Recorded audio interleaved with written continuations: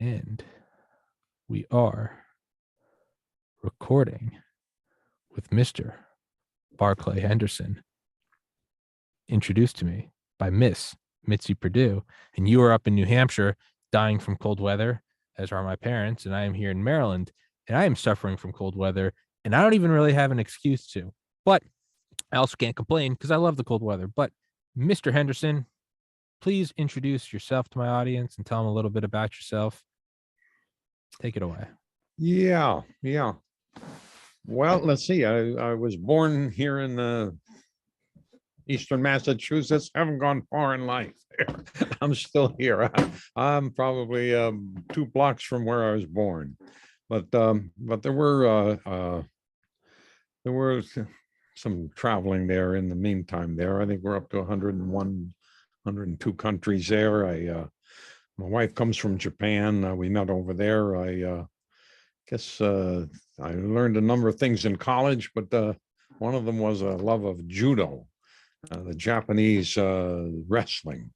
And there was a time in my life where that was just getting a black belt was about the most important thing I could even think of. It's kind of like ski bums. I guess some people know about skiers who are just crazy about skiing, and they just love to make their whole lives into skiing. And that's, I guess, for a brief moment in my life is where I was there.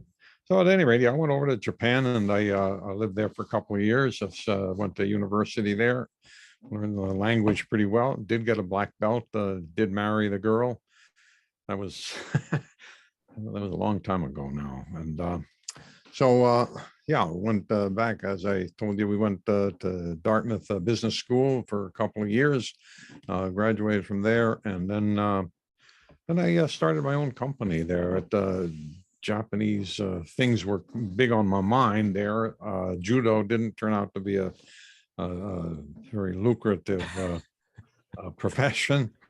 So I somewhat of my sister's instigation, she said, talk to this guy who wants to open up a Japanese restaurant franchise in Boston. You could just be a minority partner and help him out while you're looking for a job. And gradually I got more interested. He got less interested, and then he just dropped out altogether. So I ended up with the Boston Benihana of Tokyo Japanese steakhouse.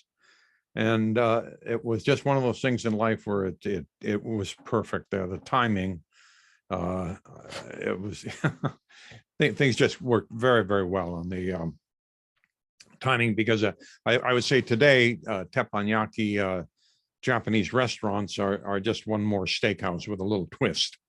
And probably before we went into the business, the idea of Japanese wiggly fish things coming out of the ocean, nobody wanted it then. But in 70, I guess it was, this was a hot thing. And that we had one of the hottest restaurants in Boston. Did so well, we went on, built another up in Montreal, another one out in Detroit, another one down in Philadelphia. We ended up with 10 of them. And that's probably how I spent 30 years of my life. I would say we ended up selling them back to Benihana.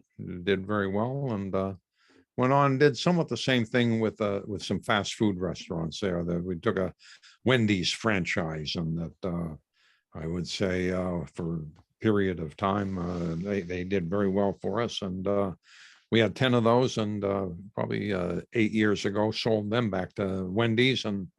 And so now here you see me sitting here talking at leisure, and kind of enjoying life, actually, there. That when we sold the restaurants, it was, I guess, a lot of people when they retire, and you wonder, oh my God, what am I going to do now? There is that, but when you're an entrepreneur and you build your own stuff and you have debts there, that I just remember for 40 years in a row, every time I'd meet my banker, the banker would say, well, we know you're going to go bankrupt. We know we just don't know when you're going to go. And we just have to be protected. And we just want all your assets. We want everything in life you have. And that as the years go by, that becomes a heavy burden there, especially as some of the debts get substantial, that you don't sleep so well at night. And there's the day we paid off all those debts and put a few dollars in the bank and retired, there was kind of happy time there. There was very much more relaxed. And I'd have to say along the way, probably there were I guess in anybody's life, you go through life and you go by open doors and you think, gee whiz, wouldn't it be interesting to walk through that door? Wouldn't it be, what would life be like if you were on the other side of that door? And you're in the middle of a career and you got debts to pay and you don't do it. But some of them began to pile up, and so now this is a good time to start going back and looking through some of those doors. And I would have to say, for those who worry about retirement, it sure ain't all bad. It's yeah, I've always wondered. I mean, there's got to be duality there, right? There's the moment you retire and you're no longer doing the thing, pursuing the goal that's always just over the horizon. But there's also got to be a peace to be like, oh, I got through. It's finished, right? It's but to tie that back into what you're saying about judo and like black belts is, do you think in everything you've done, talking about ski bums, all you want in life is that one thing? I mean, I think about weightlifting in high school. All I wanted to do was get to a certain muscle mass. I went to college. All I wanted to do was get into medical school. Learning graphic design. All I wanted to do was really start making some eye-popping designs. And now with this podcast, all I want to do is make this thing thrive and survive. And younger me, when I got into medical school, I decided not to go. But when I got accepted, I imagine it was somewhat like retirement, what that must be, because I had no idea what to do. I was looking around and now what? They just got to go do it again. And there was also a profound sadness because I realized that I had been studying 7 days a week for 4 years. I was at the University of Georgia with 30,000 beautiful women, and I spent all my time in a little room studying. I went to one football game in 4 years. And I started to regret it. I did the thing, I got the trophy, but at what cost? And so I went through several years of kind of doing nothing. Not long after I graduated, my older brother committed suicide. And so I kind of checked out from life for a while. But I can't blame it entirely on that. There was also a lot of, even if he hadn't done that and he was still here, I think I probably would have still gone down a similar path of feeling lost, of substance abuse, of blaming others, of being angry, because I truly spent all of my time studying. I don't say that sarcastically or, exaggerating. It's truly all I did. But so doing that for several years and going into abject misery and horror, and then managing to crawl out of it through sobriety and weight loss and just generally being a productive person again and starting this podcast, I'm now kind of going through the same arc again, but it's much different, to where I think when I had just got into medical school, if you had told me, hey, one day you're going to pursue a podcast and that's all you're going to do, I would have said, no, no, no, no, no, don't do it. You're falling down the same trap. But having now gone through the other door of not pursuing a goal, of just pursuing drinking and smoking pot and eating fast food and all the pleasures in life, I'm now reapproaching that and realizing that there are pitfalls. You got to remember to live your life. Maybe you should study 6 days a week instead of 7. But man, several years of doing nothing and just, eating McDonald's and drinking beer and being lazy and playing video games and sleeping in and being unemployed versus waking up every day and pursuing a podcast and trying to find bigger guests, I would say this one is bliss. And right when I had gotten to medical school, like I said, I felt profound sorrow. What did I do? I didn't enjoy life. Now I say, no, man, there really is no greater bliss than choosing a target and throwing yourself at it with everything you have. There truly, if you win and you get the trophy, that's fun, whatever. It truly is having that guiding principle, that one thing pulling you towards it. There is nothing more enjoyable in life than constantly improving, from learning from your mistakes, fine honing it, getting more efficient, and eventually perfecting it. There's nothing truly, in my opinion, there is nothing more valuable and enjoyable in this life. So, having retired, looking back at all those other doors, can you necessarily regret not going through all of them? Or eventually, whether it's pre-med or podcasting, I look at everything, and sure, I never pursued judo or skateboarding, but I can only imagine that eventually you do find the door and then you pursue it relentlessly. So it's like, which flavor do you want? A black belt or pre-med or being a snowboarder? Eventually you find that bliss and get lost in it. What are your thoughts on that? Is there anything better? Sure, you get rid of the debts, but is there anything better than just pursuing that goal? Or am I a naive 31-year-old who doesn't know what he's talking about? I love your story.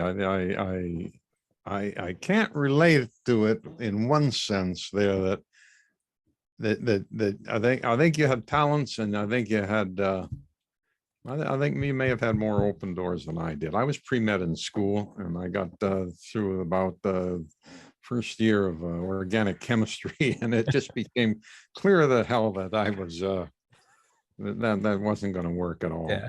And that from there on, I would say even the whole school experience was something I guess was very encouraged to do, but it did not leave me with a whole lot of I don't know, the feeling of fitting in.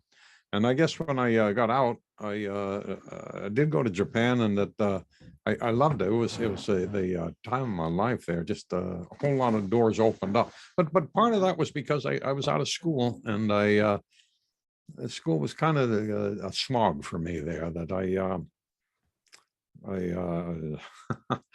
looked at an awful lot of guys like you who did go on and get accepted. And I found it discouraging. Whereas in judo, I had a little more luck with that. There, we had some championships, and there were some good things there about that. But that I would say really up until the time where I got committed to the restaurant business there, where we took I took the franchise on myself. Everything was. I didn't feel, there were open doors, but there weren't a lot of good open doors there. And so the restaurant business, when it started to take off, that was a something that got all of my attention, got all my efforts, and I felt very successful at it. And it was different, because I think up until that point I had really felt an awful lot of things, and I didn't feel I fitted in there. There were just it was all threes and fours there. That I didn't do football in school, didn't do baseball in school. I was interested in wrestling, and I was interested in hunting. Well, hunting is fine, but the hunting I wanted to do was falconry. It's sort of oddball. It doesn't fit in. Again, like wrestling is a what a number of college kids do, but I didn't want to do that. I wanted to do judo. Nothing seemed to fit. And that I would say when I first opened up that first restaurant, and you saw the crowds waiting and people lined up at the door, and begging you for a reservation, that went a long way to making me feel like I fit there. That really worked out quite well. It's a difficult profession, and that went on with it for a while. But I would say now, looking back, I would say I can try things that I think I fit a lot better in, and some of the things I do now, I think are just very, very compatible with my aspiration to fit in with the way things are. So I do writing. I play chamber music. I hang out at the gym. I consider myself a full-blown gym rat now, and Yeah, that's I would say that kind of gives you a very nice balance of a sort of intellectual and artistic and physical. Um, Makes for a good balance there, and yeah, having a good wife that makes it real nice too. So looking back at not fitting in, which I mean, it has been the story of my life. I I worked out in high school. I mean, that's all I did, and but I never played sports because I didn't want to. So it was like this weird, like, wait, you're in the gym and you're lifting more than everyone, but you don't want to play sports. It's like, no, not at all. And it's like you're at the number one party school in the nation and you're studying organic chemistry on Friday night. I mean, Georgia won the national championship last night, and I didn't know Yeah. that there even was a national championship and that Georgia was playing until the fourth quarter. And I started seeing friends post about it on social media. So that's like how detached I am from the norm. Um, and then whether teaching myself graphic design or starting this podcast, no, you never, right? It's hunting. What do you want to hunt? Falconry. And it's like, wait, what? So when I'm doing this podcast, it's, right when I started, people are like, you should really find a topic. Do you want to cover serial killers or history? And I was like, no, I just kind of want to talk to everyone, see where it goes. Or is it going to be scripted? Absolutely not. I'm just going to wing it 100% of the time. And that's what I do.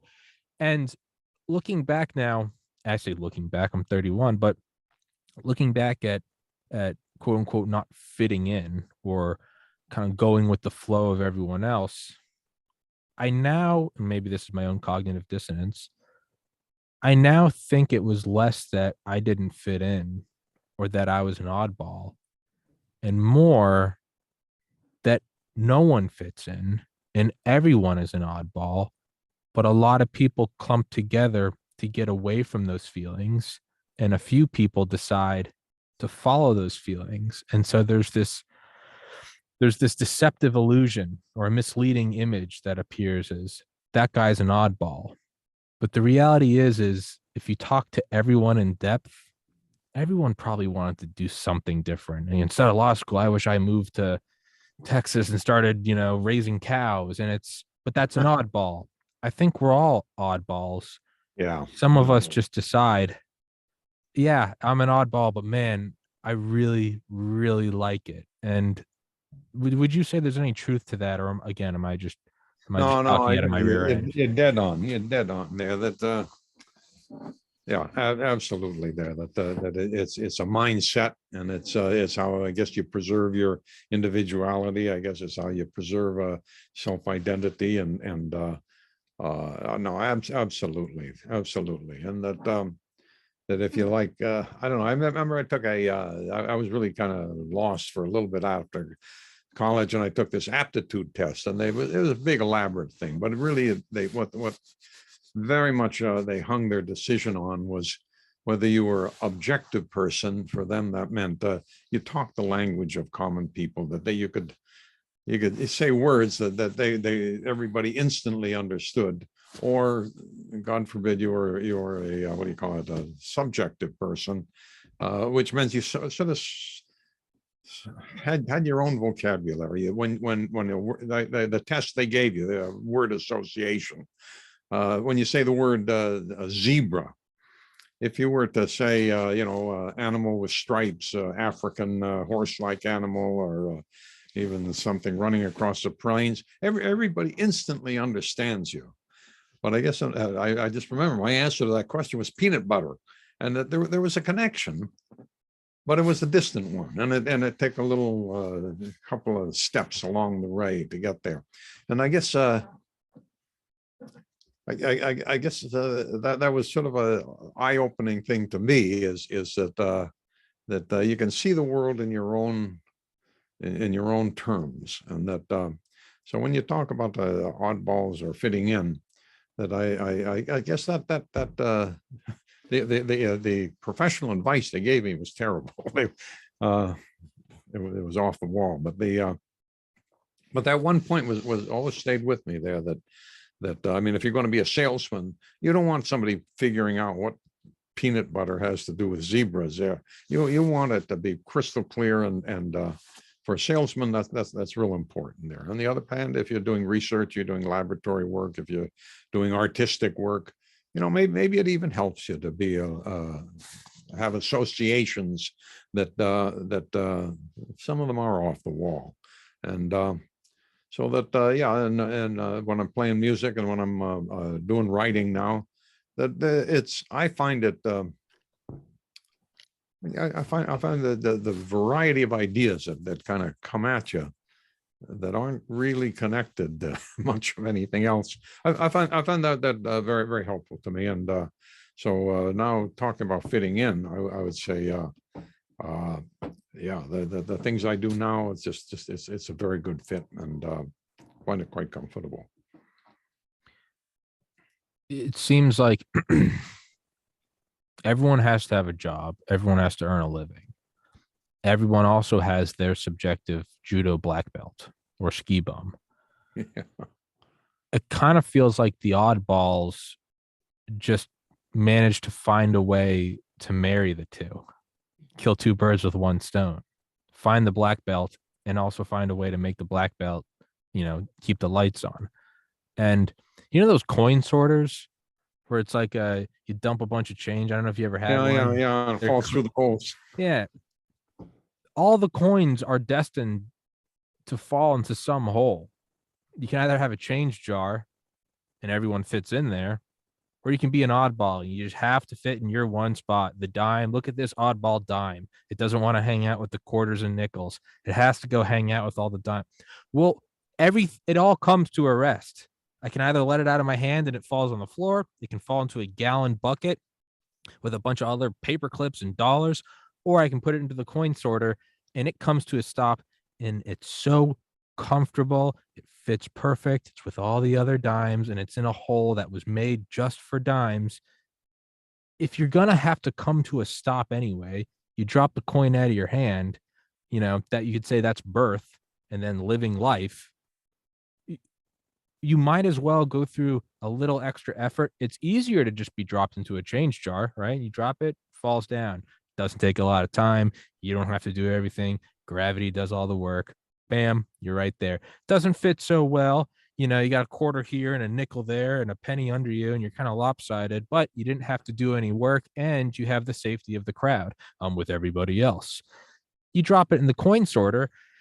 Well, yeah, for a couple seconds, which relative in this analogy could be a couple years, it's making a lot of noise, and you're bouncing all around, and everyone's like, get a load of this guy. He's too good for the change jar. But then all of a sudden, flip, you fall right in your little thing. You can even pack it up with paper, and it's perfectly neat. And oh, look at that, a roll of quarters.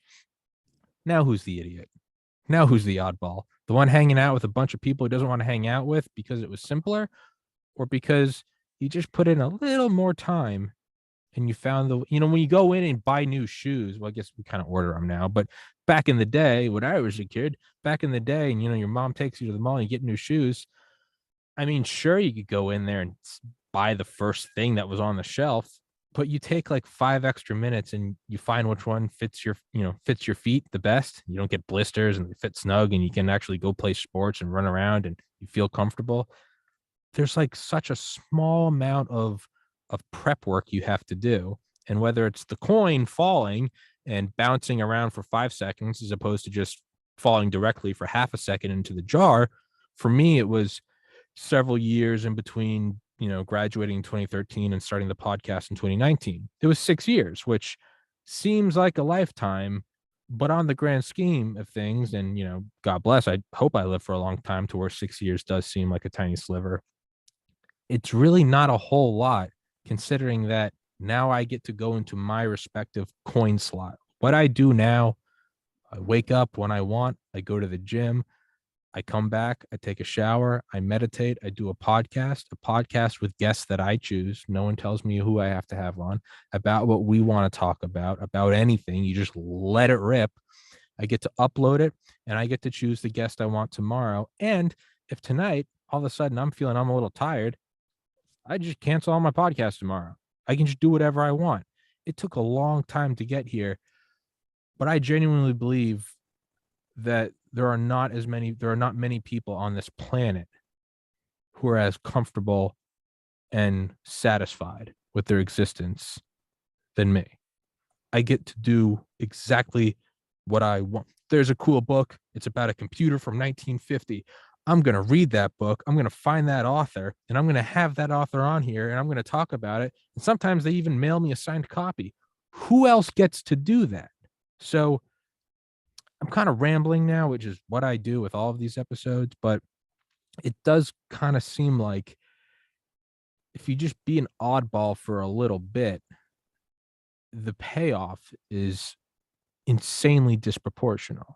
And I don't think there's even really a question in there. So I'm just going to awkwardly give it back to you. Yeah, no, well, number one, I think you're really lucky to get to that position at a pretty early stage on your life. Took a long time, man. A lot. I'm making light of it. The longest 6 years felt longer than the other 20. I can't even do math. 25 years. I mean, what I really like about it is the fact that I guess increasingly what I find out is your interpersonal relationships and the richness of the human experience. It's just there's no, I would say we got a little of this. I told you we do some traveling there, and that just the eye-opening experience of what other people in the world are what's going on with them.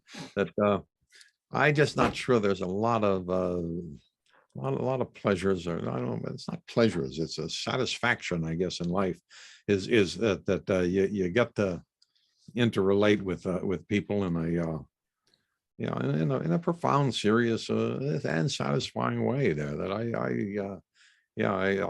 think you got something awful good there. That absolutely, not everybody has that. I have to tell you. I have a thing with my son there. I'm really in a business guy. It's just return on investment is kind of pretty heavy with my background. And my son went into became a high school kid, and I used to nudge him a little bit, not trying to guide him, but we used to talk about his life and mine. And his high school doesn't pay an awful lot of money, and I used to talk to him about that. And what he came back with one day is, Dad, how many times in your whole restaurant career did you have somebody come up to you and say, Mr. Henderson, you really changed my life? That there were things going on, this and that and the other thing in my life, and you did this and that and the other thing, and that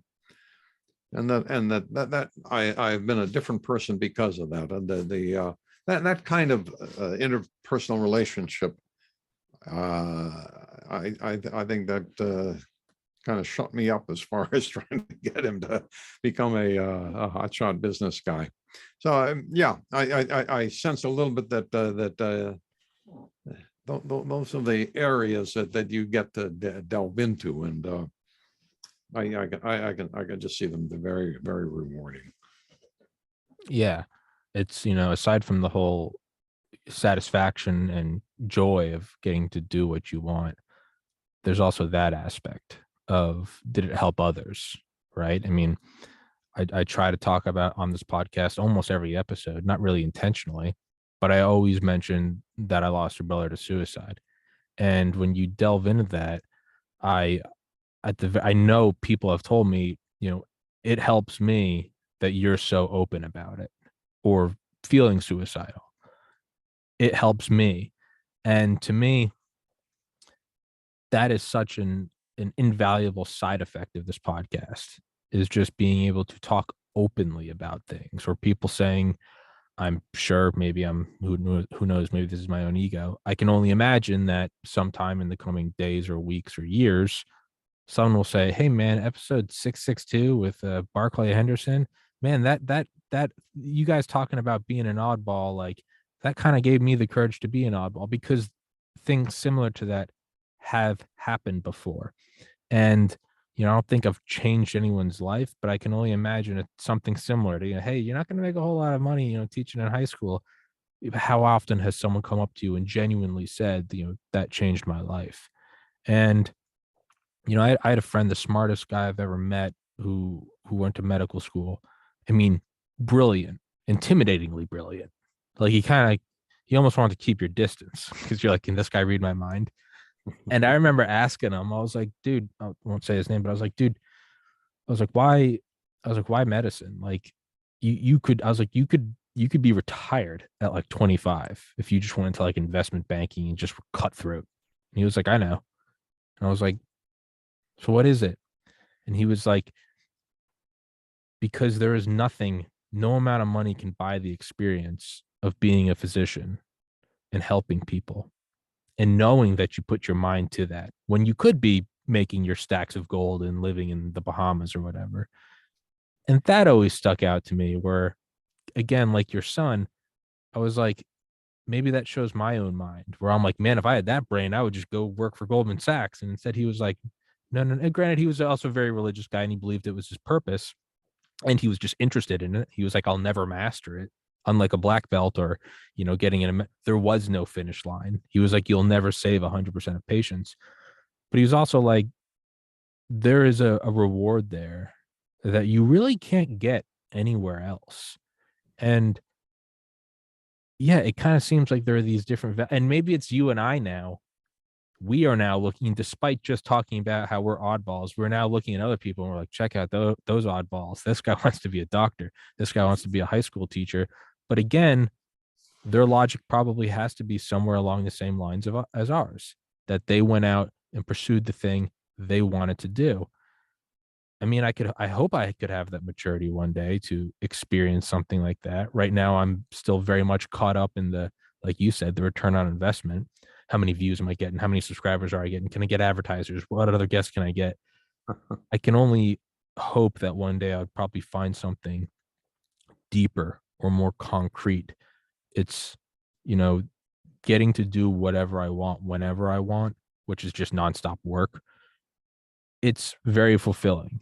And although I kind of make light of the 6 years, I mean, truly a harrowing 6 years of failure, self doubt, self hatred, suicidal ideation, just abysmal hatred for myself and existence to get to this spot. And now I love it. And now I joke about it. I'm like, I can do whatever I want, play video games after this, go and take a hot shower and just go do whatever. It took hell to get here. But now that I have it, the reality is it can only hold that appeal for so long. For what, 5 years, 10 years, until I'm finally like, yeah, sure, I get to set my own schedule, but it doesn't mean anything anymore. I don't even know where I'm going with this ramble, but you look like you have something to say. But how about, I mean, but you're supposed to ask me questions, but let me ask you a question here. And I mean, as you do sit and talk to the people and you do kind of explore in depth some of these, I mean, what I'm calling satisfying personal discoveries. Aren't you helping some of the pennies get through this sorter there? In other words, you say that you were piled up with some of the other pennies and quarters and banging into each other, and it was uncomfortable period. But I mean, aren't you the sorter? Aren't you, in a way, the guy who helps some of those pennies through the penny slot and some of the quarters through this quarter slots? I mean, if this is what you do, I guess the high school teacher does it too. And but it seems to me that it kind of goes back a little bit to what we were talking about before, how painful it is for the oddballs to fit through the slot, but there are things that help there that oh man, yeah, when I was a little kid, I had a teacher, and that I guess I was really on the verge of. I had no motivation to go to school, and this teacher said, "Well, what are you motivated for?" I said, "Well, sure as hell not to studying. What do you want to do?" I want to be a hermit. We lived out in Lincoln, out in Concord there, Walden Pond. Henry Thoreau was a big name there, so I used to read about that stuff. And I thought, gee, that's very suitable to my oddball outlook on the world, and that I was yeah. What I really want to do is get away from school and live like a hermit. And this one guy, he just had kind of one little question that pulled the rug from underneath me and got me back into the penny hole. And he said, well, I mean, do you plan on getting married? Do you plan on having a wife, a family? I say, yeah. Well, you think your wife is going to be happy eating bugs and bark and living in a freezing hut? No, I don't think so. He says, well, then are you not running away from something instead of running to something? You're not really running towards becoming a hermit. You're running away from becoming a, I don't know, integrated member of the world you grew up in. And that guy with that one little sentence, I never, you know, that's got to be 60 years ago, 70 years ago, long ago. And boy, that guy got me through the penny hole in a way that I might have still been stuck in the dime hole. Well, yeah, I think these kinds of conversations are you know, just priceless as far as you're trying to make sense of the world we live in. And I guess, you know, we do live in a pretty what do you call it, convoluted, pretty what do you call it, Turbulent. turbulent. It's just hostile there, or suspicious. Yeah. And, yeah, everybody's got their own identity and not accepting anybody else's, but I think that prevents them from getting through the nickel hole that they should get through.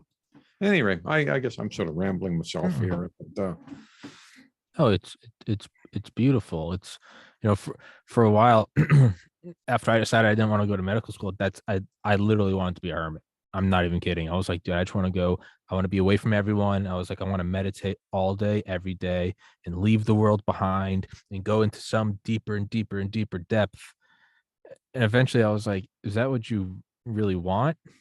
Or is it that you want to go out and be a hermit by yourself and find that peace? Or is it, I want to get away from everyone else? And that's not a way to go. yeah. You know, getting into medical school, sure, I loved it. I loved the science of it. I loved volunteering at the hospital, certainly liked helping people. And I liked the idea of being a physician and helping people. But eventually, you know, the question arose, am I doing this out of pure love, or am I terrified of failure? And if I get a white coat and be Dr. Carrigan, I won't be a failure. Sure, I'll be a nickel in the penny hole, but man, at least I won't be, you know, change on the floor under a couch. And, you know, some people, you know, and I'm very blessed. Some people don't have that choice. They grow up incredibly poor and no, they don't want to be a manager somewhere, but there was no other option. And they don't have the opportunity and the luxury of saying, you know, I'm not sure if managing this company or, you know, being a truck driver, I'm not sure if it's my passion. A lot of them, it's like, I had a single parent who was addicted to drugs and I never got a formal education and I was beaten. Yeah, I took the first job I could get. And so a lot of people stuck in these, you know, the penny stuck in the dime holes isn't because they didn't want to go through it. It's because they were like, oh my God, just give me a place to lay my head. And, but if you can get to a point where you have the luxury to choose, you do have to question, am I doing this out of fear or am I going towards something? You know, it's like dieting.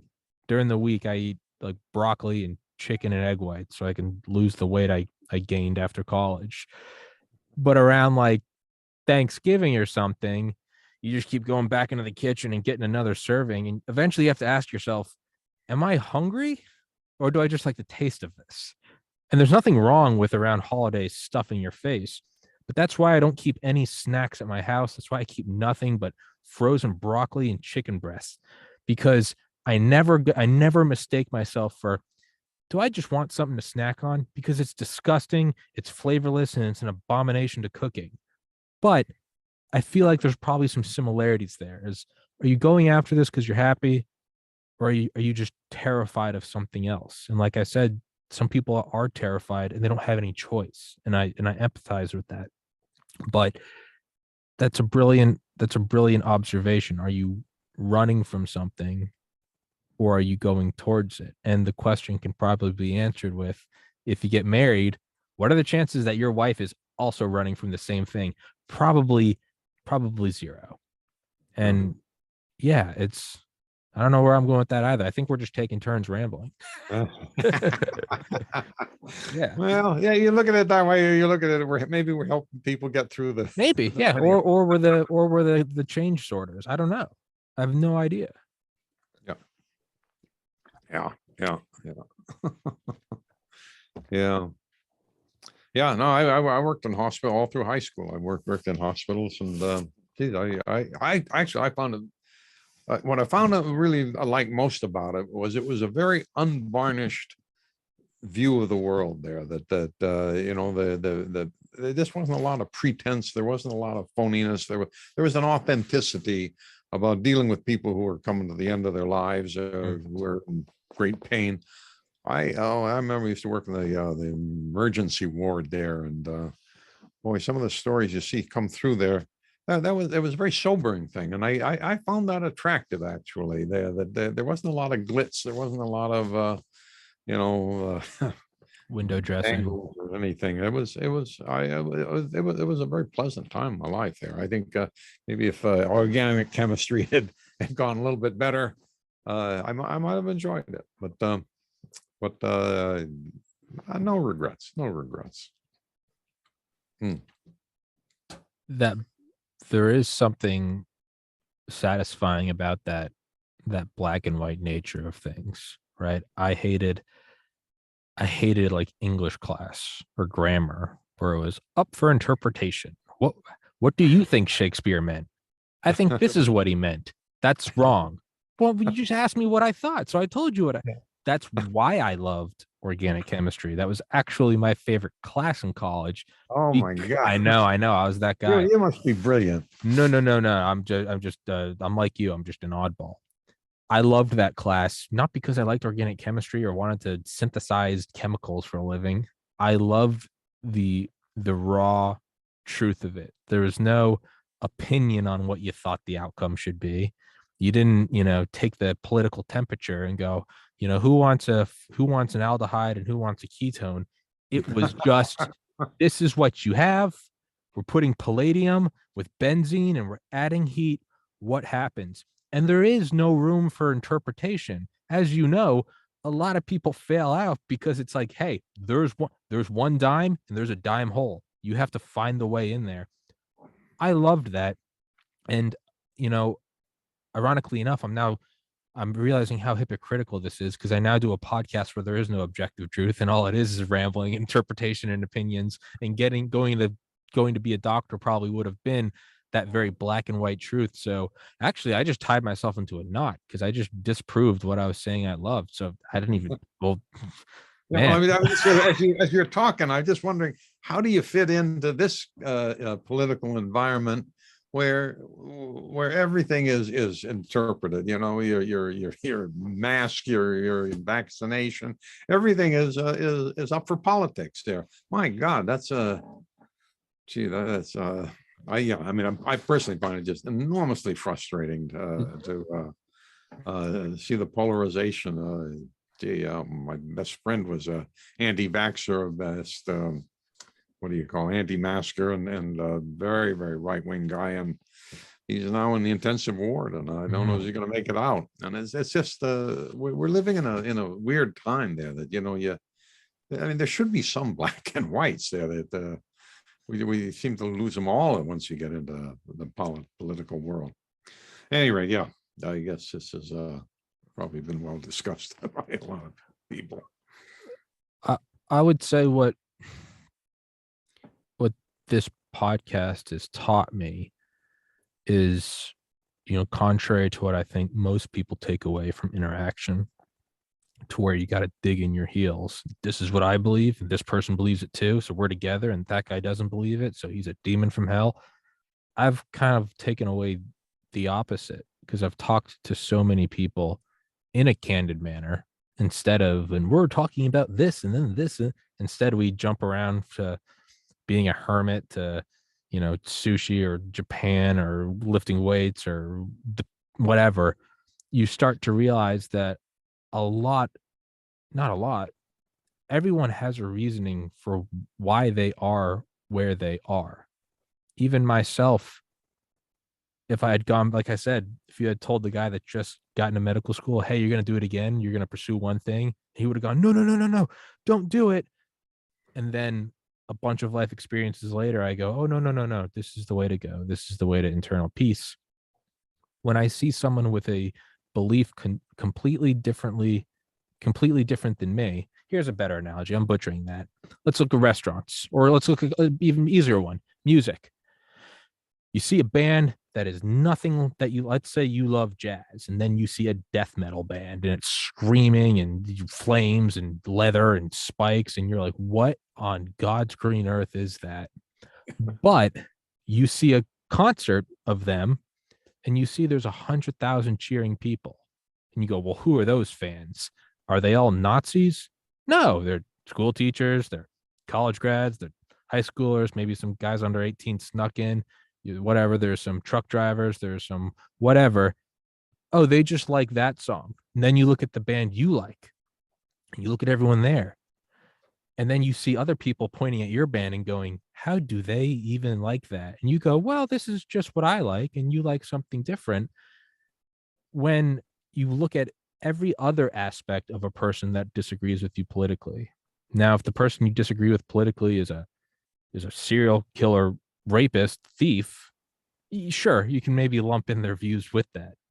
But if you look at someone else who is a law-abiding citizen, who has a family they care for and pays their taxes, and they obey the homeowners association, and they have a well-kept house, and they speak with respect, and they don't drive drunk, and yeah, that one time you needed a ride, they gave you a ride, but they vote on the other side of the aisle.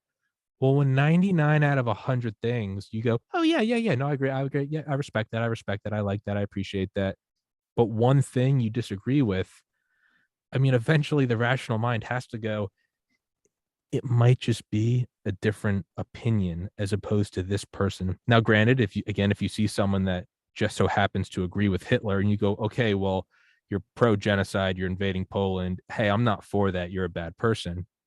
But if the person you disagree with likes the same sports team as you, and you both go to the same parties, and you love playing video games together, and you both go get steak and go get drunk and act like idiots, but you just disagree politically, I mean, any reasonably intelligent mind has to come to the conclusion that they just have a different opinion from me. They just like one color and I like a different color. But we're all, but I respect them and they're awesome and they're perfect. That's what my mind comes to. So to answer your question, how do I kind of navigate the waters of interpretation, is realizing that that's all it is interpretation. So when someone comes on here and agrees with me politically and yeah, we're right, and then someone comes on here and I disagree with them politically, but they're a super kind person and I loved their book and they gave me time out of their day, and they email me on Christmas, Merry Christmas, man, thanks for having me on your podcast, but they happen to vote differently from me. You have to you eventually conclude, you're like, oh, listen, all the dimes don't look at the quarters and go, those guys suck. No, eventually you realize, you go, that's just a different shaped coin, but we can all be used to buy bubble gum. Those are just quarters. I'm a dime. We all went through the same sorting machine. We all went through the same hectic process. And if those quarters were over here with us, they'd feel like oddballs. And if we were over there with them, we'd feel like oddballs. But no, we're all just here. No one's better than the other. And the ones that do think they are, there is no logic to that. There's no rationale to that. So the more polarized things become, I think I actually become less polarized.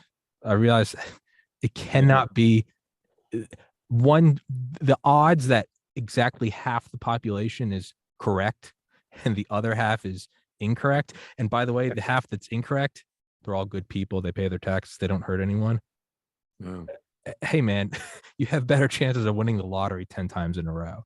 So that's kind of how I live in this time of polarization, is realizing that we're all just different coins falling into different slots, and a penny isn't necessarily better than a dime or vice versa. We just fit in differently. Yeah. I don't know if that answers your question. No, I think it does. It does. We live here in Harvard Square in Cambridge. They call it the People's Republic of Cambridge. And Yeah. I come at it from a kind of business. Restaurateurs on the whole are really, really way out on the far other side. But what do you find out? These are really bright guys that are not thinking identically with us. Yeah. So yeah, you just have to accept a certain amount of. That's the way it is. Yeah. Yeah. When you meet a Harvard grad who's designing stealth planes for Boeing, but he happens to vote differently from you. You don't go, that guy's an idiot. You don't have the, you have to have some real guts and some arrogant views to go, that genius guy that cured cancer at 20, he's a real idiot. Really? Am I going to tell Tom Brady how to play football? Yeah. No. So you have to exercise some humility. And once you do that, Yeah. all Yeah. the polarization you see kind of fades away. And you go, oh, we're all just playing the game, and to keep your mind open. And with that, Mr. Henderson, let's wrap this episode up. Sounds good to me. I've enjoyed it enormously. Look forward to seeing you in future for I would content. love to have you on again sometime. I'll email you when this episode is up. Mr. Barclay Henderson, thank you so much for coming on here, and stay safe. And everyone that isn't sure where they fit in, just go through the change sorter. It's loud and it's rumbling and it's scary, but you will feel so much more comfortable if you do. Thank Sounds you good so to much. me. Thank you so much. God bless everyone. Stay safe out there. Love each other.